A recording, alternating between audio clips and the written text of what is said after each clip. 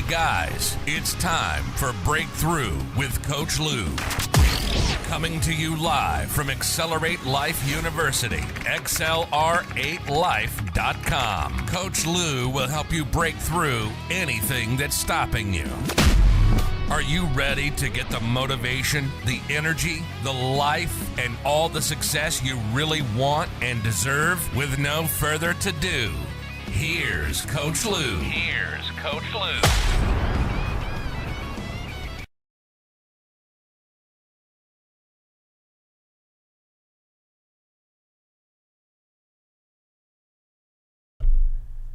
All right, guys. Welcome back to Breakthrough with Coach Lew. It's Monday morning. Are you ready to rock? The entire month of September, we have been talking about fear. Okay? And what a cool name for the series, but it really was. And that didn't even happen. Initially, it was just going to be the month is on the series of fear. And then I thought, well, fear has a lot of powerful grip on you, me, everybody. So much is based on fear, and so much holdback is based on fear. So much of what stops you is based on fear that I say, F fear. Let's all do it together. Say F fear. You can say the whole word if you want, just for some reasons. We do have some kids on the show in the morning. I'm going to take it a little easier on the F word this morning than usual.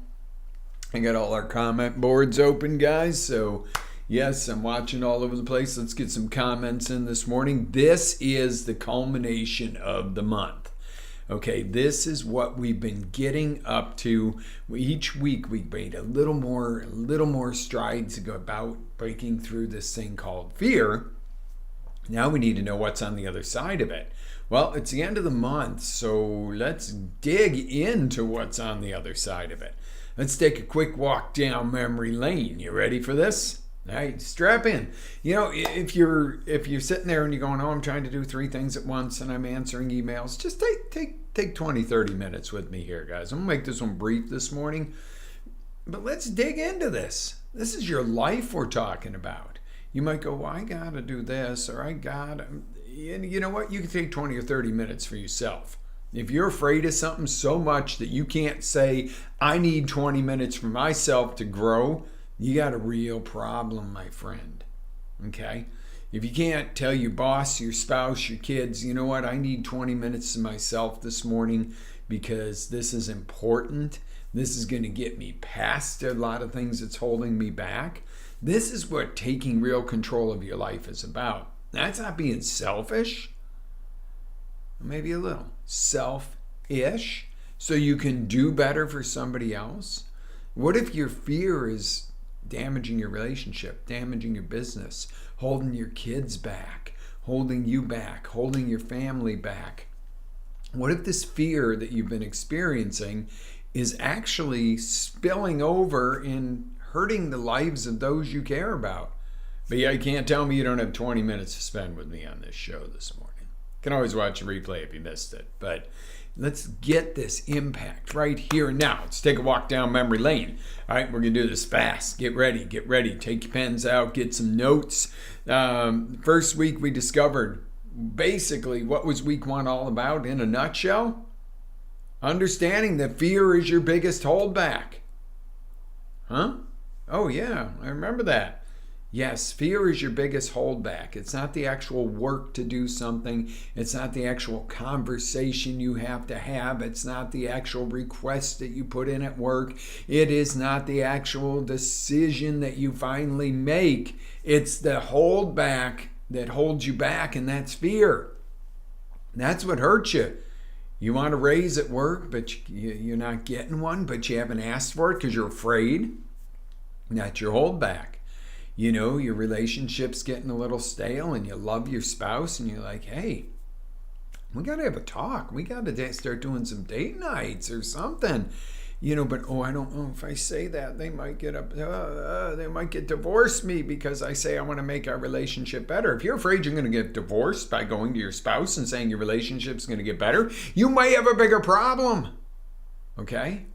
Oh, someday I want to start a business, but the economy's scary right now. The president sucks. You know what? You're never going to have the opportune economy, the opportune president, or anything.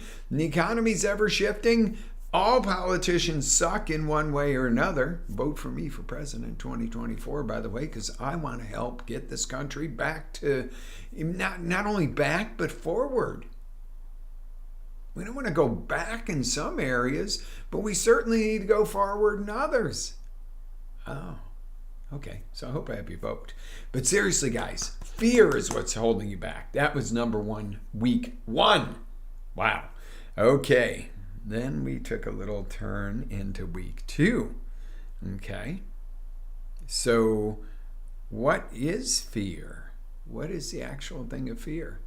We found out it's basically a warning. It's an alert system in your body, which back in the day when you were running from tigers and lions and other cavemen with spears or something, it was probably a good thing to live in a state of fear quite often. But when you're living in a state of fear that somebody might not like my post, somebody might say something bad about my hair, and I'm going to feel bullied on Facebook. Come on, people. Not when there's real things to fear in this world. Okay? Fear is a good thing. It is a warning sign that you need to fight, flight, or freeze. Okay? Now, if it's perceived fear that really has no basis and there's no reason for the fight, flight, or freeze, maybe it's a warning sign you're not paying attention to something, this, that, or the other. That kind of fear is not the same fear as you walk in your home and find out that somebody may be in there in the middle of a robbery. Okay, that's fear, but what you do with that is a different story. Do you run? Maybe. Do you freeze? Probably not a good idea. If you come across a tiger in the wild, you might freeze and he doesn't notice you. That's a good idea. You got a robber in your house and you just stand there and look at him, you're probably going to get your ass killed. Oh, I said a bad word. Covered kids' ears. All right, so, and then there's fight. That you make your decision. Is it safer to run? Is it safer to stand up?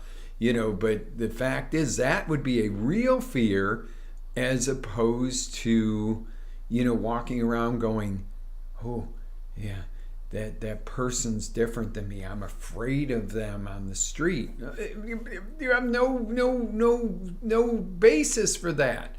Maybe you just, the way they dress or something scares you.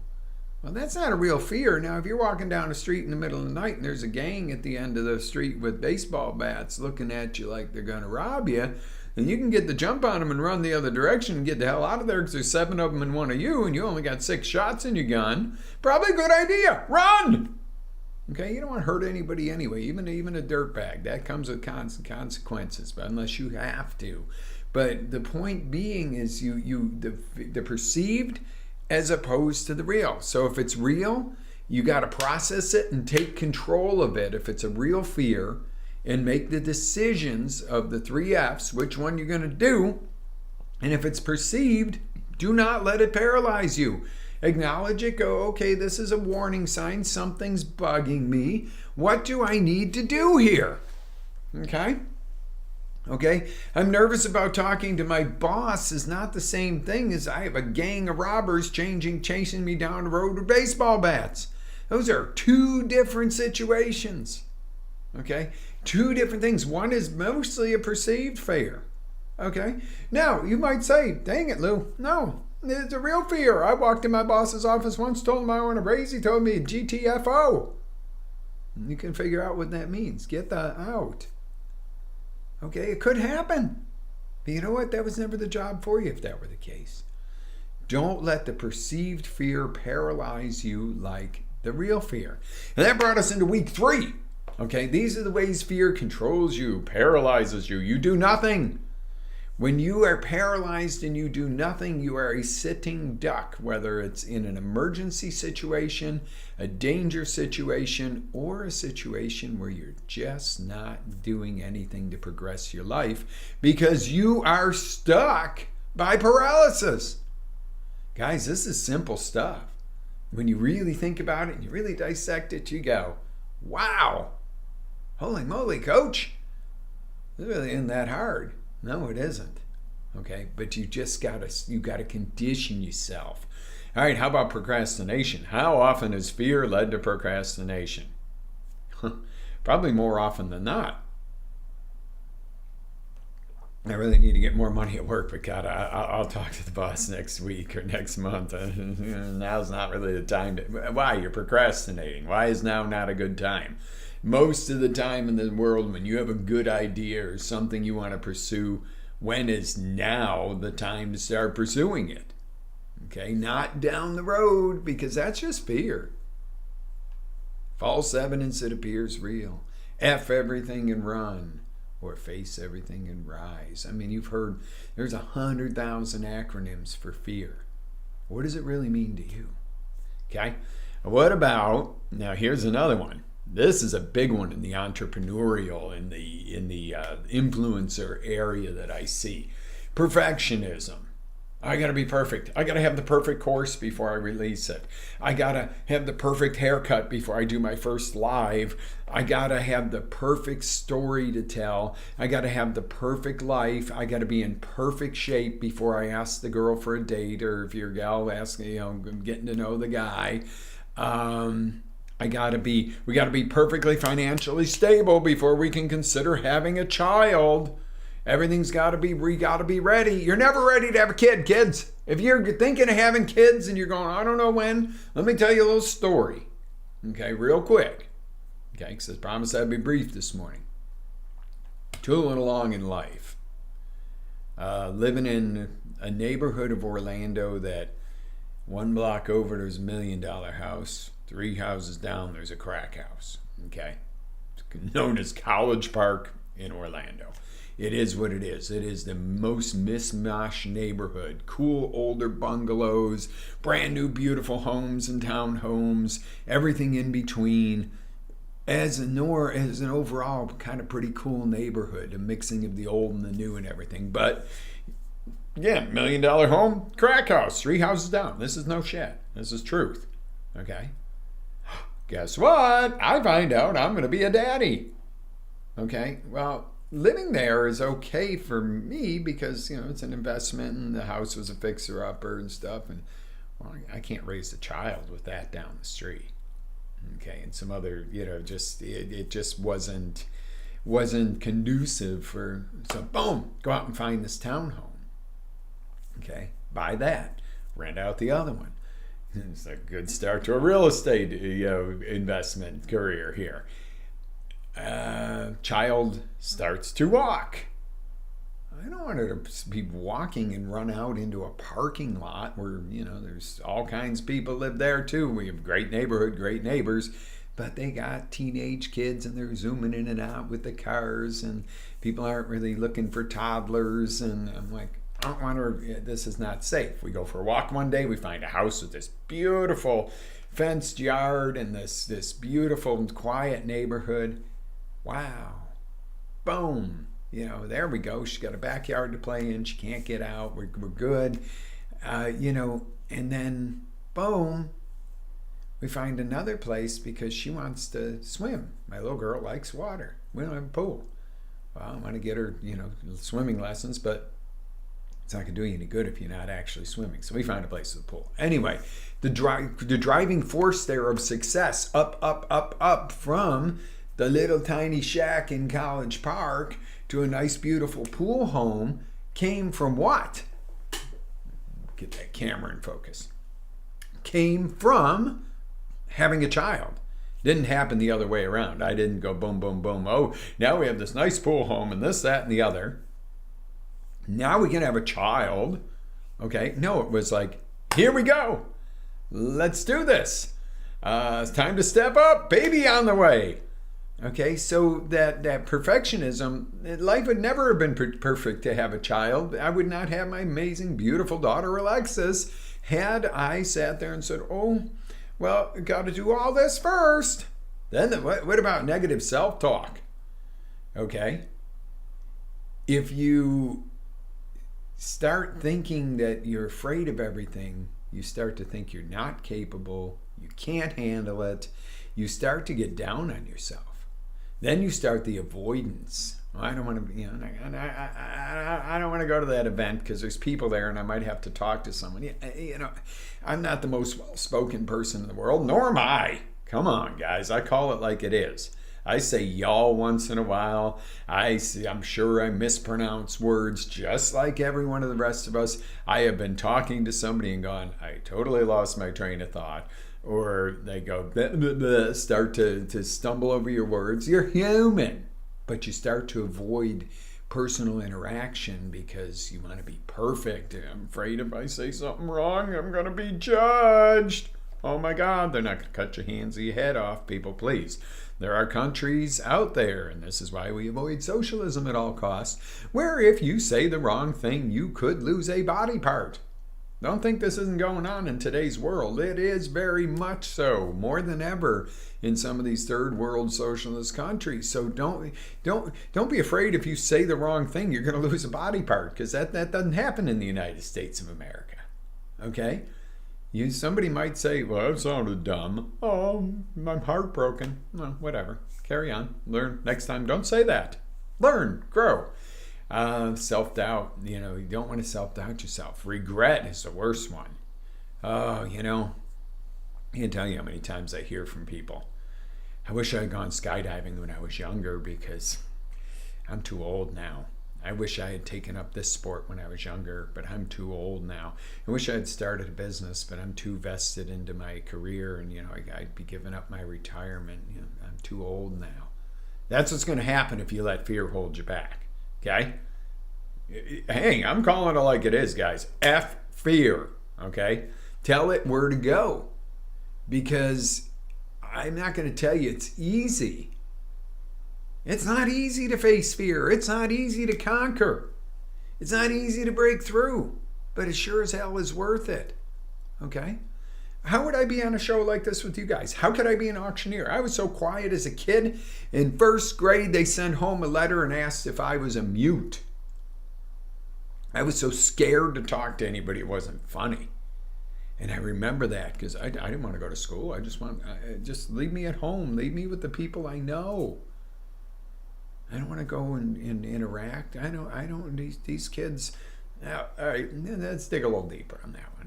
I had a pretty upbringing in childhood. We didn't have anything. I had an aholic that raised us. God bless her. God rest her soul. I had two aholics. One was a workaholic. One was an alcoholic. And, I felt inferior going to school. I didn't have a dad living at home. And Mom was cool till she had some beer. And then it was all downhill from there. So some embarrassing moments happened if I did have friends over to the house. And again, I have no negative feelings. Thank you, Mom. Thank you, Dad, for all of what you taught me to be or not to be. God bless them. God rest their souls. I have no negativity there because they really did allow me to become who I am today. But the problem would have been the regret. I mean, if I hadn't been forced into it, if Dad hadn't handed me a microphone at 12 years old and said, I need a break and you're doing it, and I'm like, no, let me go get my sister. I'm not getting in front of this crowd. I wouldn't be who I am today. Took me a few seconds to realize that talking to a crowd and commanding a crowd, and they were actually paying attention to me in a positive way, positive attention, which I didn't get as much of when I was a child as I thought I would have liked or whatever. But I was like, oh my God, this is kind of cool. For about 20 years past that, I still got butterflies every time I picked up a microphone, and my neck would be like, boom, boom, boom, boom. And I'd be like, I can't breathe. Just for a second. Do I get going? That's the breaking through fear. That's breaking through it. Okay? That's what we're going to talk about next real quick. And lastly, before we get into that, there is a fear can have a horrendous impact on your physical and your mental health. This is how it really controls you, because mentally it can eat at you. Physically, the stress of fear can eat you alive. So what do? You break through this thing. You punch it in the face and go, let's go. You kick through the door, go, let's go, right? And it's all easy. It's just, I'm Bruce Lee of fear. Ha! I'm going to kick through the door. Yeah, well, okay. Yes. Putting it simply, yes. You got to kick the door down. You got to break through. You got to take control of it. You got to take fear by the throat and say, I am done with you. But you're not really done with it. What's a better thing to do than always be kicking and fighting? That's stressful too. Turn it around. Make it your friend. Okay? What are the keys to doing that? Number one, when you begin to feel fear, ask, what does this really mean? Is there a tiger ready to bite my head off and dismember me and eat me alive and take me body parts back to its children to eat? Or is this something that needs my attention that before it gets out of control and becomes a problem? Like doing your taxes or doing other things, filing something, being timely, having a discussion, a meeting, calling the client before somebody else does, returning a phone call before they call somebody else. If I don't call so-and-so, I'm going to have to, Joe Blow, my competitor, might call him back first. You might lose a great deal. That's a fear. Hey, if I need to get on this. It's a wake-up call. Okay. Then you determine your category. Is it clear and present?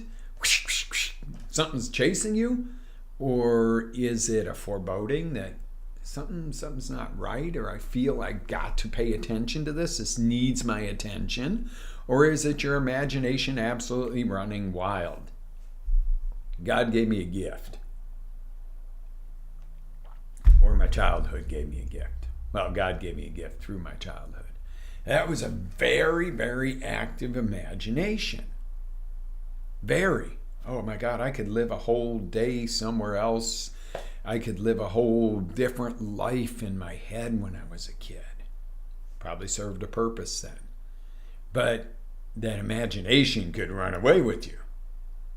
And, you could live this fear scenario and go through it, and it's very real, and it had the mental and physical effect on you as if you really went through it. Or you could have your imagination do great things and help you grow and have ideas. Sometimes it's fun to have a little bit of the crazy imagination and, live the life of adventure, the James Bond imagination. And then there's other times where it's a good idea to envision a beautiful future and then design how to get there. But that's, we could go way in depth into this, guys. But the fact of the matter is, it's what you do with that. Is it clear and present danger?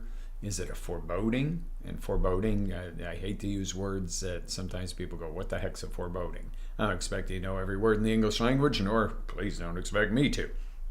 Foreboding is just that feeling something's wrong, or if something needs your attention. I would say more it's really something needs your attention, although it feels like something's wrong. Or is it your imagination absolutely going through the roof? I think if you watched the show last week, the example I gave of your spouse being late for dinner and you can't reach them on the cell phone and you're picturing them having relations with somebody at the office on a desk, when the truth is they were in such a hurry to get to you because they love you so much that they left their phone on their desk and had to turn around and go back, and by the time they picked up that phone and called you, you were mad at them for having relations with somebody at work, or you pictured them dead upside down in the car. That's the kind of stuff that you can't let that imagination run wild till you have the facts. Then sometimes if you get the facts, and those are some of the cases, you take that appropriate action. Okay? So now it's like, you know what you're dealing with. Now, how do you deal with it? Okay? What are the appropriate steps to determine the meaning? Okay? Then you take the appropriate action, the fight, flight, or freeze. Okay? Every situation's different. There's going to be a different time when you take those actions. Now, the thing is if you don't take the action, you start to worry. And that's a constant stress on you. And that's the one that takes the biggest physical and mental health stresses, because you are so worried. You're worried. I went to the doctor and they said, oh, I did some blood tests, and they said, we need you to come in as soon as possible. Why don't you tell me what's going on? Oh, you got to come in and see the doctor. And you're worried, and then you go in and it's not nearly what you thought it was. But by now, maybe you're even sick. You've caught a cold because you've taken your immune system down. Not a worry. Okay. Number 5, you evaluate, your outcomes and determine if you proceed correctly after you've done these steps. And now in the future, when something happens, you go, it's not as big of a deal. I know how to deal with it. Yeah, it's a pain in the ass, but I know how to deal with it. Or, hey, when this happens, last time this was it was a major problem, guys, so we need to get ahead of this one. Whatever it is. Or you go, God, I totally formulated that in my head, and next time my spouse is 5 minutes late for dinner, I'm never going to call him screaming like I did, because I made an absolute idiot out of myself, and it damaged my relationship. Okay? So in the last note on fear, before we hit just a couple of final points for today, the rate at which you respond is determined by the category. Okay? It is absolutely imperative to have a timeline for your response. Clear and present danger doesn't mean you stand there and think about it. You quickly decide. Okay, you see a car wreck or something happen, first thing you do is dial 911. The faster you can get help there, the better. You don't go and start looking around and going, oh, the one car's got a ruined front end and the person's hanging out the window and probably not breathing. And then you go over and the other person seems okay. And all right, now I think I'm going to dial 911. No, you dial 911 fast because that starts the ball rolling. Now, going back to the dinner with the spouse thing, the first thing you don't do is knee jerk. You call them, hey babe, I'm here at the restaurant and just checking on you. Okay, drive careful. You don't immediately, what are you with Sally on the desk? And then your spouse is like, they get that message and they're like, now you're not going to have a good dinner. You're not going to have a good night, and you've destroyed the trust. Okay. Now again, in certain cases, stuff like that's going on, and I'm not condoning it, but that's different. But you can't take back that. But you don't want to be fast to, oh my God, they're not here on the hour at 6 p.m. like they said they must be doing, and you calling up screaming or I'm worried. Are you dead? Oh. There's a different response time. That is critical when it comes to dealing with the fear of what's actually real or perceived. Okay? Pretty darn cool, y'all. I like this. All right, so the big question is, and this is the big secret of the month, what lies beyond fear? You want the truth? The answer comes from you. Okay? If you decide to cower and turn away from anything that's a challenge and you're afraid and, we got to play it safe. Let's play it safe. Let's take the safe bet. Okay, you're going to live in a box. You're going to basically be in a little jail that shrinks and shrinks and shrinks. Okay? Or do you take the other approach? Step up and handle it. I'm not talking recklessly. I mean, some fears, there's some things you check out and go, all right, this is something, we're not going to jump into this decision because that could very well be a bad decision right now. We need to do more research. We need to check it out. Or you go, hey, you know what? We're going for this. What's the worst that could happen? What's your worst case scenario? What's your best? Evaluate, mitigate, and go, hey, we're in. Okay? The difference between cowering and stepping up and taking care of the fear is really the difference between prison and freedom. Okay? If you condition yourself to face fear, you're going to be way more free in life. If you condition yourself to run, cower, and hide from fear, you become a victim of it. And the thing is when you conquer fear, your sphere of influence. See, like here's your sphere of influence. And what that is your comfort zone. Okay, it's a big fancy word for comfort zone. When a problem pops out here and out here and out here, you have to grow that sphere of influence to handle those problems. Once you handle those problems, you're this big, that influence you have. Again, more problems will pop up, it's life, and you're here. When you start to go, oh, I can't get outside of this, those problems start to get on the outside of that sphere and shrink it. And the more problems, the more it shrinks, and the more it crushes you at your soul.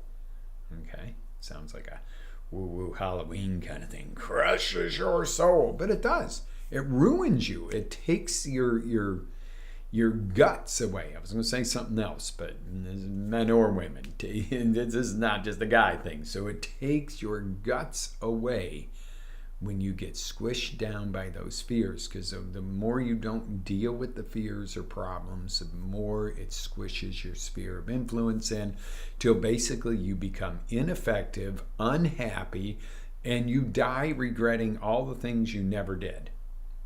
Or you can grow, become better, stronger, experience all this great stuff. And some of the stuff you're going, Coach, it isn't great. Okay? Problems and fears are not always great. No, they're not. But when you get past them, you are great. And isn't that why you're here on Breakthrough with Lew? You're not here to be average. You're not here to be okay. Now, you might be absolutely in the basement right now of life going, dude, okay would be good for me. Great. Get there. But then there's always another level. That's why you're here with me. This is what we talk about. This is what we do. I'm your results coach. I'm your simplification coach. I want to make this stuff easy to implement. Not difficult. Not difficult, guys. Yes, there is effort. There is challenges. You're never going to stop feeling fear, but maybe you can turn fear into excitement. Fear, excitement. Physiologically the same. Fear, excitement. What's the difference? The connotation. Connotation simply means the meaning you assign to it is the difference between fear and excitement. Stress and excitement are the same physiological response, the same chemicals are released in your brain, your body, your blood. The same response. What was it? Barbra Streisand and Bruce Springsteen. Prime example. Barbra Streisand, I'm going to go to get on stage. My hands start sweating. My heart starts racing. And I'm having a panic attack. Contrast that with Bruce Springsteen. I hear the crowd. I'm about to go on stage. My hands start sweating. My heart starts racing. And I know I'm ready to go jam. What's the difference? They're both sweating and heart racing and everything else. The difference is, for Barbara, it was a signal of fear. For Bruce, it was a signal of freedom. Which hopefully he gets his head back into the signal of freedom in his beliefs and so forth, but that's a whole different topic. But do you see the difference? Same physical response, same scenario. Totally different connotation, totally different meaning. So are you ready to do this? Are you ready to really find out what's on the other side of fear? What it means is you got to start breaking through it. And the cool thing is this. The coolest thing in the world is you have this mini course. This is literally a mini course on handling fear. And it's always available to you. Go to the Breakthrough with Lew blog, Breakthrough blog on XLR8life.com, and you can watch it over and over. In times when things start coming at you, and things are going to come at you, my friends, I wish I could tell you, you watch me and everything's kumbaya, and nothing's ever going to bother you or hurt you, or I got you totally in a bubble and shield. It would be the biggest lie I could ever tell you. What I can tell you is I got the tools to help you pop through the bubble and get out there and make a life that matters. Get out there and share and be an example of what's possible. Okay, I know that we all hit those times in lives where it's not us. I'm not that kind of person. I've had this horrible thing done to me. I had the world swept out from under me. I lost this. I lost that. I lost a loved one. I mean, people have been through some horrific tragedies, through wars, through all kinds of stuff. I'm not dismissing that this stuff is painful. I'm not dismissing that fear is not. I'm never going to tell you fear is only false evidence that appears real. No, sometimes fear is very real. Okay? Fear is very real. Remember those levels of fear, though. What does it mean? Is it clear and present? Is it the foreboding telling you, hey, I need to pay attention? Or is it your imagination just making I hate to use the old beaten to death mountain out of a molehill? Wow. I'm just excited to share this with you guys. I really, from the bottom of my heart, truly hope that this was life-changing for you this morning. That's what I'm here to do, is change lives for the better. Please tell me how I'm doing. Please share this with your friends. This is important no matter whether you're watching on YouTube, Facebook, you're watching on AccelerateLife.com, which is where I prefer you to watch, so that we're not buried or put aside or hidden or any of that stuff. Your free speech is a little bit in danger, and this isn't a political thing, guys. Just be careful. Just remember, you have a right to disagree with me. You have a right to voice it, the same as I do, and I support your right to be. If you go, Coach, I disagree with you. Tell me and give me a valid argument for it. I'd love to talk with you about stuff if you disagree. That's the most beautiful thing in the world, is our right to be able to have our own beliefs. Now, when I teach stuff, I teach it to the best of my ability. And you may have a different way of dealing with fear or something. I'd love to hear about that too. If there's things that you say, hey, you missed this, Coach. This is something I use and it works. Share it. It's about sharing with each other. That's what this show is about. This is what Coach Lew is about. Coach Lew Inner Circle has been born. It's working. It's going. I'd love to invite you to be a part of that. So check out CoachLew.com. Don't forget my name is spelled L-E-W. I've always said I don't care what you call me as long as you call me, but when you're typing in that web address, it probably should be L-E-W and not L-O-U, because that's obviously somebody else.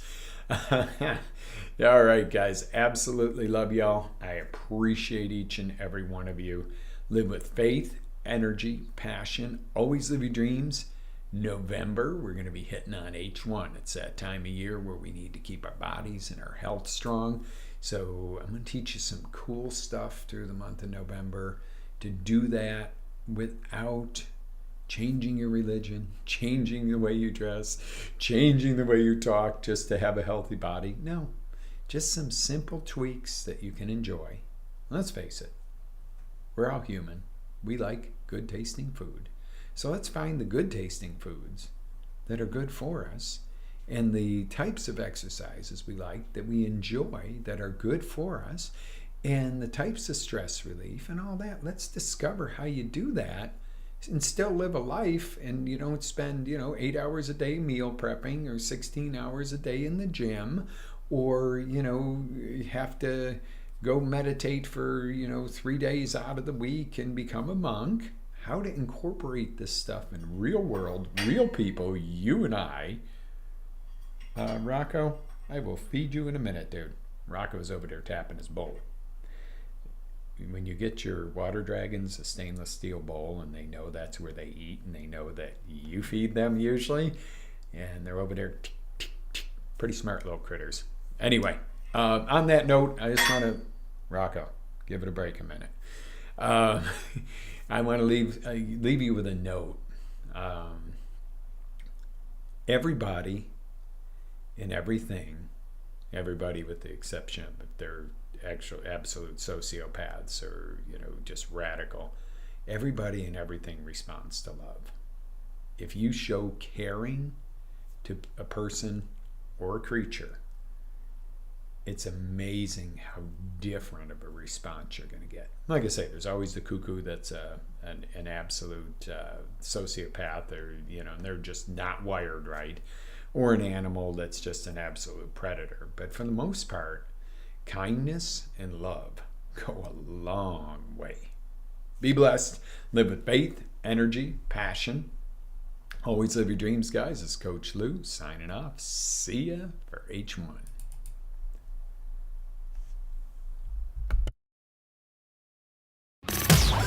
Ready to take it to the next level? Tune in to XLR8Life.com for our live shows, encore presentations, life-changing courses, and live coaching with Coach Lew himself. As Coach Lew always says, live with faith, energy, love, passion, and always live your dream.